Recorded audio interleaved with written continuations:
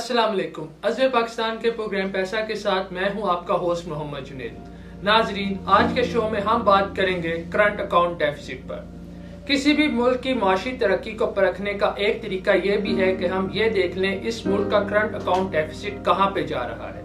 आज के शो में हम बात करेंगे करंट अकाउंट डेफिसिट पर और ये भी जानेंगे कि ये पाकिस्तान की मईशत पर किस तरह असरअंदाज होता है।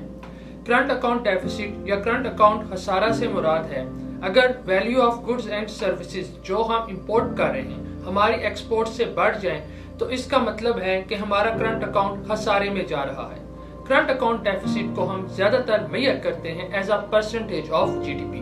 अगर हम करंट अकाउंट डेफिसिट की बात करते हुए माली साल 2019-20 का मुआवजा करें तो हमें एक वाजिया फर्क नजर आएगा। माली साल 2019 में पाकिस्तान का करंट अकाउंट का खसारा जीडीपी के मुकाबले में 4.8% था, जो कि माली साल 2020 में कम होकर 1.1% रह गया।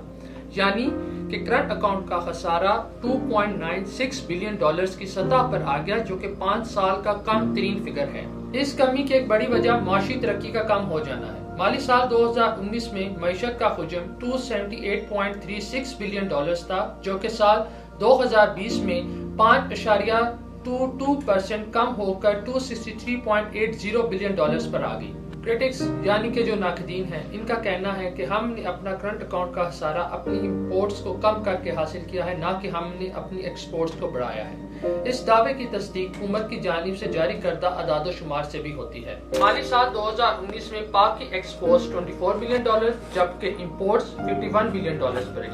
यानी कि इस माली साल में हमारा ट्रेड डेफिसिट 27 बिलियन डॉलर्स पर रहा। माली साल 2020 में पाक की एक्सपोर्ट्स 22 बिलियन डॉलर्स जबकि इंपोर्ट्स कम होकर 42 बिलियन डॉलर्स पर आ गई। यानी कि हमारा ट्रेड डेफिसिट तकरीबन 19 अरब डॉलर्स के करीब आ गया। इससे जाहिर होता है कि हुकूमत ने माशी तरक्की कम करके करंट अकाउंट का खसारा कम किया है, जो कि बहरहाल माशी तरक्की और मुल्क के इस्तेहकाम के लिए दुरुस्त इक़दाम नहीं है। अब सवाल यह है कि हम करंट अकाउंट का खसारा कैसे कम कर सकते हैं। इसका एक तरीका यह है कि हम इंपोर्ट्स को कम से कम मुनाफा बख्श बनाएं।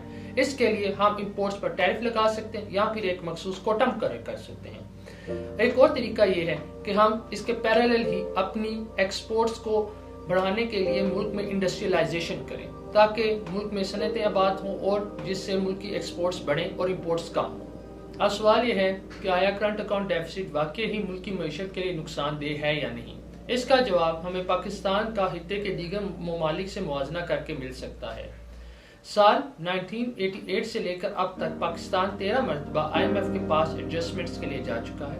इसके बाद श्रीलंका 6 मरतबा, बांग्लादेश 4, जबकि हिंदुस्तान 1988 से लेकर अब तक सिर्फ 1 मरतबा IMF के पास एडजस्टमेंट के लिए गया है। इसका मतलब ये है कि पाकिस्तान का इकोनॉमिक मैनेजमेंट हित्ते के दीगर ममालिक से बहुत खराब है। उम्मीद है आपके जहन में करंट अकाउंट डेफिसिट से मुतालिक जितने भी इबहाम थे वो दूर हो गए होंगे और आपको आज का शो पसंद आया होगा। आपसे मुलाकात होगी अगले सोमवार, तब तक के लिए अपना ख्याल रखिएगा। खुदा हाफिज।